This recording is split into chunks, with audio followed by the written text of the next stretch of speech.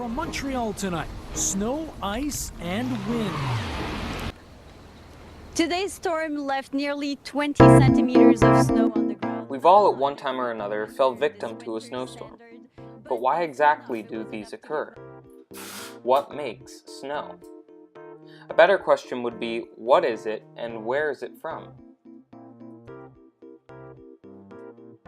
Snow is actually made up of ice crystals. And a snowflake is just multiple crystals clumped together.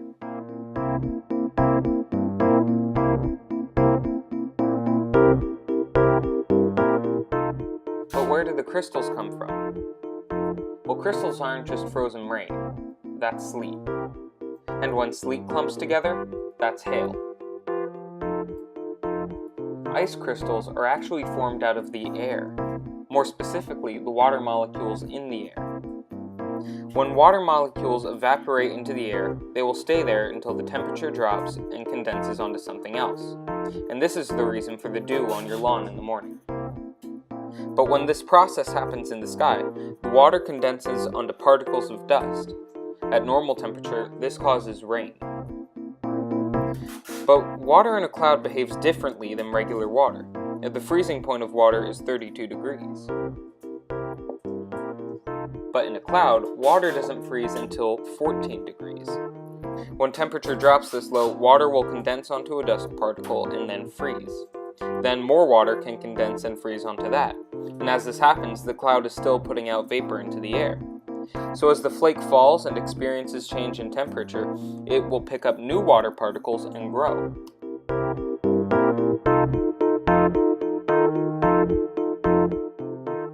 But how do the ice crystals get their shape? Well, again, we look back to the water molecules. As they freeze, they naturally form a hexagonal lattice. And this is ultimately the reason for the snowflake symmetry. But what about the intricate shapes? Well, this is due to the change in temperature that it experiences as it falls. It starts out as nucleation around a dust particle, but as it falls, it grows to a hexagonal prism.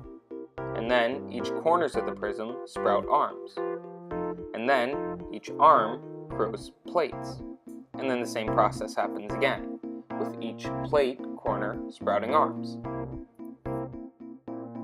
We can actually track and predict the growth rate of snowflakes using a rather complicated equation known as the Hertz-Knudsen formula. I don't understand it and can't explain it, but it's said to be rather accurate. I may not understand the physics of it, but snowflakes are awesome. Imagine this amazing process happening billions of times right over your heads. I know the next time that they call for a snowstorm, I'm going to be thinking much differently about what's really going on. Thanks for watching.